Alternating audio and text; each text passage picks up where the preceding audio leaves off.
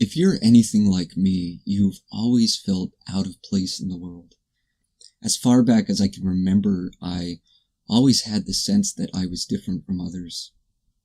I remember when other kids would be out playing during recess, I was much more content to just sit somewhere alone and ponder life.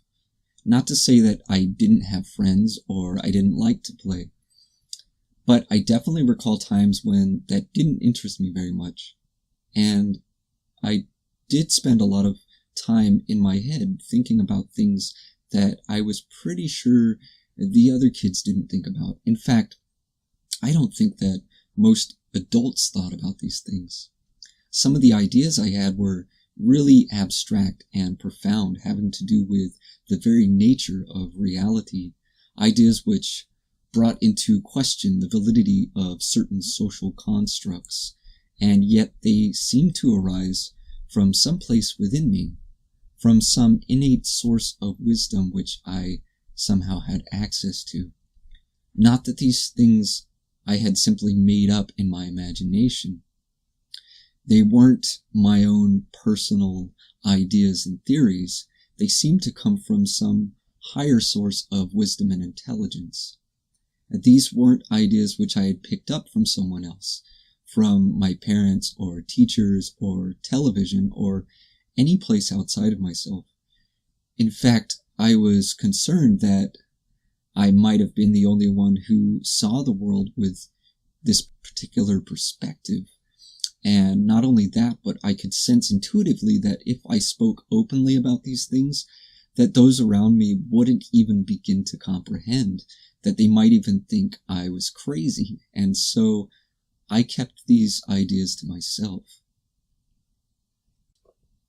It wasn't until much later in my teens and early 20s that I found these concepts reflected in the mystical teachings of the various religious traditions of the world, as well as in quantum theory.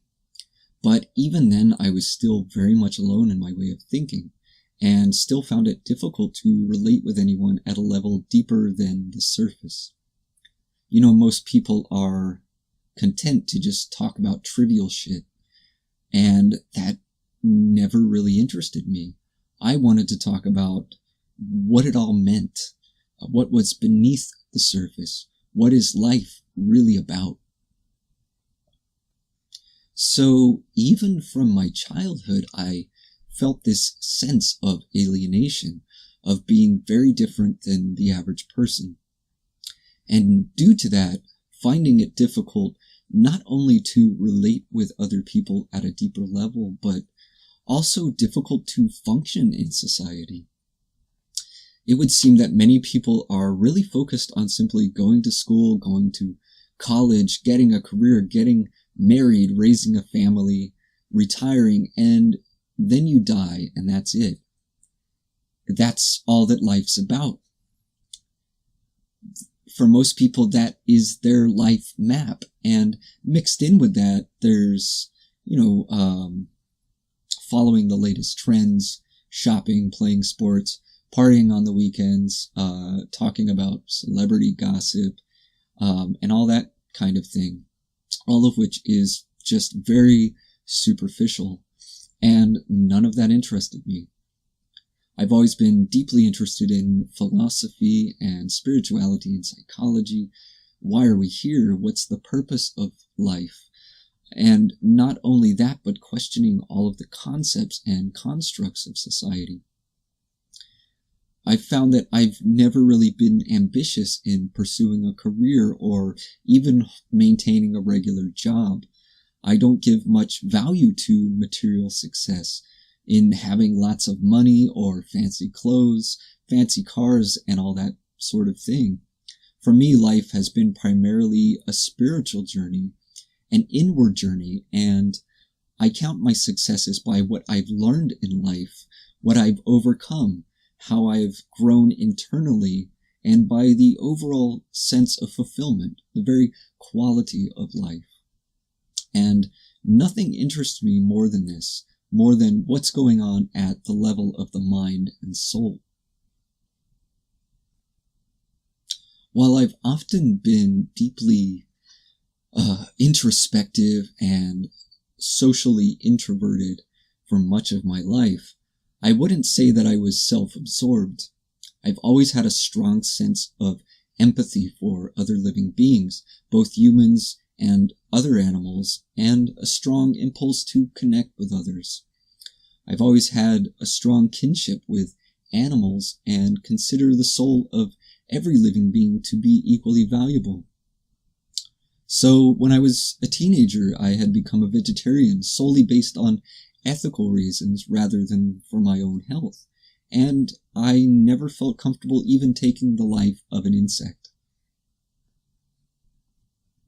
I find that I'm very in tune with what people around me are feeling, and I tend to relate with others at a level deeper than mere external appearances and interests. That is to say, I don't connect with people so much on what kind of music they listen to, or what their hobbies are, or based on social circles, class, religious or political affiliation, and that sort of thing. I tend to connect more at the level of the heart and mind, at the level of the soul, by relating with all of the underlying commonalities of simply being human. Because I'm able to go deeply beyond trivial differences, and because I can deeply relate to the emotional states of others, I've always felt called to be of service to others through helping people to understand and process their emotions with the ultimate intention of becoming free from suffering. I was always the one in my group of friends who you could open up to about anything, and I wasn't going to judge you about it. I wasn't going to ridicule or shame you. I would listen to their problems and try to offer some perspective. Often I would take on the role similar to a therapist or even a spiritual guide, and it was something that has always just come very naturally for me. Something that has always been blatantly noticeable to me is how out of balance humanity has become, not only with one another, but also with the natural world. Our society is deeply psychologically damaged. I would even say insane. And how humanity has been collectively creating so much discord, chaos, confusion, and destruction in the world, even to the point of being on the verge of self-extinction, and I see how completely unnecessary it all is. But I also see how it's rooted in so much ignorance, greed, and fear. And I know that we're capable of creating something so much greater. I know that all of the problems in the world could be so easily resolved if we could simply shift from fear to love. We've made some incredible advances in technology, especially in the past couple of centuries. But psychologically and spiritually, we're still very immature. Humanity is like a mentally stunted adult, someone who's grown to adulthood physically, but still has the mind of a child. So while our technology has advanced, we're still very primitive in our way of thinking and behaving. Thousands of years ago, we were killing each other with rocks and sticks, and now we're killing each other with guns and bombs. So it's still the same immature mentality, only the tools have changed. And observing all of this and knowing that we can do so much better, I feel a desire in my heart to help humanity to wake up from the dream of separation, of domination, of all the illusions which hold us trapped in these cycles of destructive behavior. But oftentimes I feel extremely overwhelmed by all of it, and practically helpless at being able to do anything other than stand by and just watch it all falling apart, because often I felt that I was very much alone in my vision, and that others simply don't understand. And I can't save the world by myself, because we've all created this mess collectively, and the only way that we can change it is to change it together. But seeing how much ignorance there is, how much apathy and selfishness, it seems as though it's virtually impossible to persuade most people to change course. And so often in my life, I felt so overwhelmed and deeply frustrated by all of this, even to the point of depression and stagnation. And so I've had long periods in my life of inactivity, of not really knowing what to do with myself. I've definitely gone through some dark, heavy emotions which relate to the state of the world, or which relate to a feeling of being alienated or being restricted in what I can do and what I can contribute. I may feel inspiration to engage in some way, but not always having the tools or assistance and encouragement of others, or feeling overwhelmed by the immensity of the problems of the world, there's a tendency to do nothing but fall into a state of anxiety and depression. And so I'll tend to go through life feeling restless, feeling that no matter where I go, I'm never truly at home, and that maybe I'll never feel truly at home as long as I'm here on this planet, here in this material body.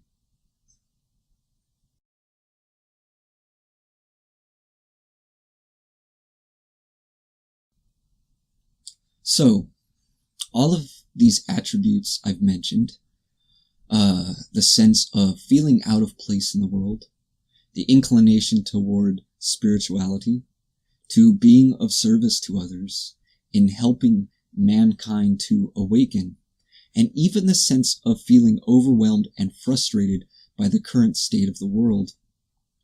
All of these are considered by some to be signs and symptoms of a starseed. A starseed is defined as someone who has incarnated here on Earth from another planet, from another star system, or possibly even another dimension outside of this material universe.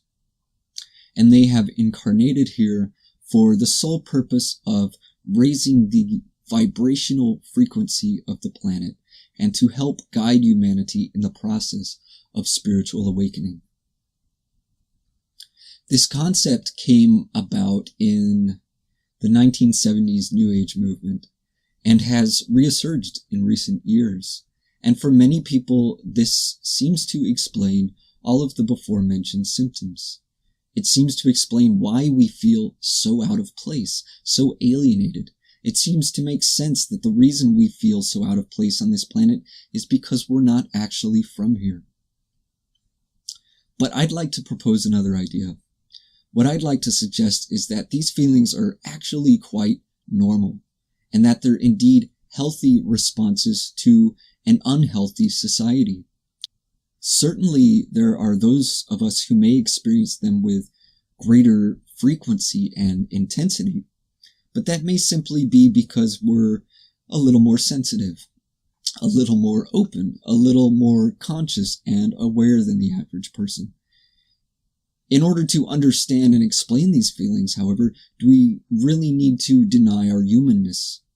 Or is it somewhere within our human nature to feel this way? Perhaps some of us are simply old souls who have incarnated countless times upon this planet, or maybe somewhere buried deep in our biology or in our collective consciousness, we have some memory of the way in which humanity once lived, in harmony with the earth, in sacred connection with nature. And perhaps we're simply tapping into that memory.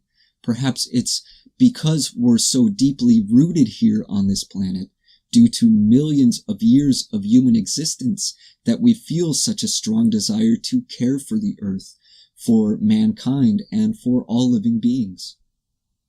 Do we really have to be from another planet or another dimension to understand this? Or is it because this planet has been our home for so long that we're so deeply concerned about the mess it's become? Do we really feel like we don't belong here on Earth? Or do we just feel like we don't belong in dirty, congested cities, in a society which places material gain above all else? Do we feel that we don't fit in with everyone else, or do we just feel that society doesn't fit our basic human nature? If we lived closer to the earth, in harmony with nature, in community rather than society, with an emphasis on spiritual growth rather than material gain, would we still feel that we don't belong here on this planet? So is it this planet that seems foreign to us, or merely the man-made systems which have been imposed upon us? The way that we live today is so far removed from the way of our ancestors. And what I suggest is that the way we feel has more to do with living in a synthetic environment in which we are under constant stress and pressure. A society in which we are encouraged to conform rather than to express our individuality, to deny our authenticity, to suppress our creativity, our wisdom, and inspiration. A society in which we are encouraged to live selfishly, to value individual material gain over intimacy and connectedness. A society in which we are taught to fear and to fight rather than to serve and support one another. And that what we experience as alienation, frustration, anxiety, and depression are natural and healthy reactions to that psychologically toxic environment. But the idea that some of us are this way because we're not from this planet can actually create more of that disconnectedness. If we think that we're special in the sense that what gives us our spiritual insights and capabilities is the fact that we're non-human, then what hope is there for the rest of humanity? Are we saying that human beings alone are not capable of that level of spiritual understanding? You have to be from some other dimension? Where is our confidence in humanity? Aren't we all spiritual beings by nature? Don't we all have the same capacity to awaken to that nature? As soon as we think that we're different from everyone else, we create division in our minds. And if we believe that what makes us different is a higher capacity for spiritual advancement, aren't we just feeding our egos? What we really need to do is to recognize what truly connects us at the core of who we are, not what makes us different. And we need to recognize that we all have that capacity of awakening to a higher awareness of love, wisdom, and connectivity. And when we're able to see that in others and to help them to recognize it, that's what is going to help humanity to advance.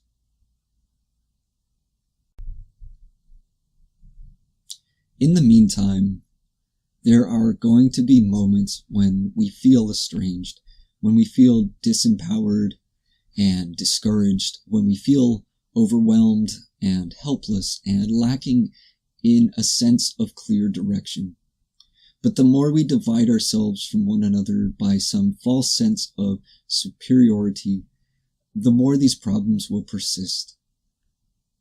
None of us can save the world by ourselves.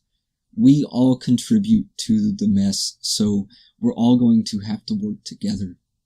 And that means we need to find what connects us at the deepest core of our being, and to nurture that. We all have to take personal responsibility and really begin with healing ourselves. The way that we're going to raise the consciousness of humanity as a whole is by first raising our own consciousness individually, and then by loving and encouraging one another toward our greatest potential. But in order to do this, we need to stop creating illusions of separation and division. In some sense, perhaps none of us are really from this world. But regardless, we're all here in this world together. And it doesn't matter where any of us came from. All that matters now, in this present moment, is where we are and where we choose to go from here.